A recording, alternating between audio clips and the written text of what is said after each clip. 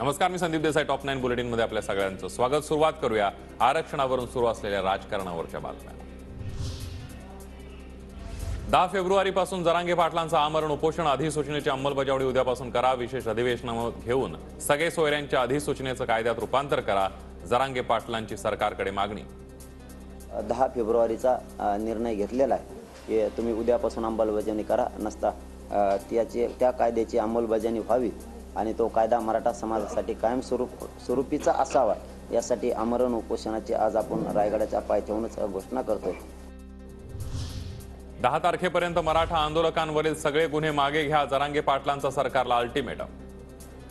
नेमकी तुमची भूमिका काही कळत नाहीये, म्हणून त्याही तुम्ही 10 फेब्रुवारीच्या आत मागे घ्याव्यात सगळ्या, नसता आमरण उपोषण त्यासाठी सुरू राहणार आहे.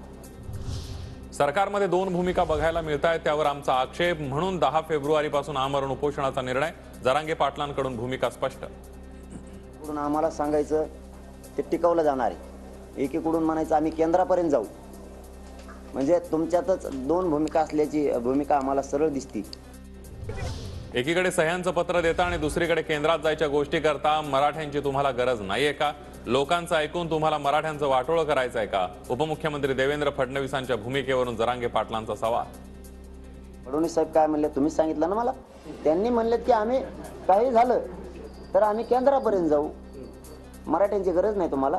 एकाच ऐकून तुम्हाला मराठ्यांचं वाटोळं करायचंय. मनोज जरांगे रायगडावर छत्रपती शिवाजी महाराजांच्या समाधीस्थळावर नतमस्तक. गडावर शिरकाई देवीचंही दर्शन घेतलं. तब्बल 5 महिन्यानंतर जरांगे आपल्या घरी जाणार.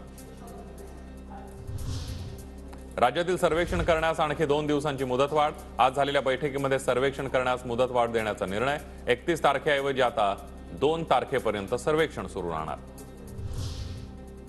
धनगर आणि मुस्लिम समाजाला आरक्षण कसं देत नाही ते बघतोच. मराठा आरक्षणाचा प्रश्न सुटू द्या, मग बघतो. जरांगे पाटलांनी सरकारला भरला दम. ही मराठ्यांचा ज्वलंत मुद्दा आरक्षणाचा. ह्यो सुटला, धनगर बांधवांना आणि मुस्लिम बांधवांना आरक्षणच कसं देत नाही तेच बघतो.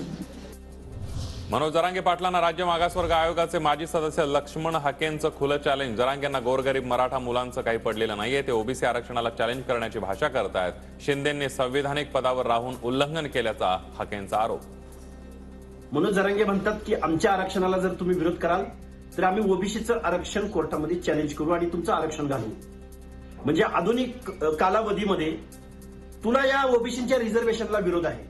एका बाजूला ओबीसी मधूनच आरक्षण मागायचं आणि दुसऱ्या बाजूला ओबीसी आरक्षणच चॅलेंज करतो म्हणण्याची भाषा वापरायची.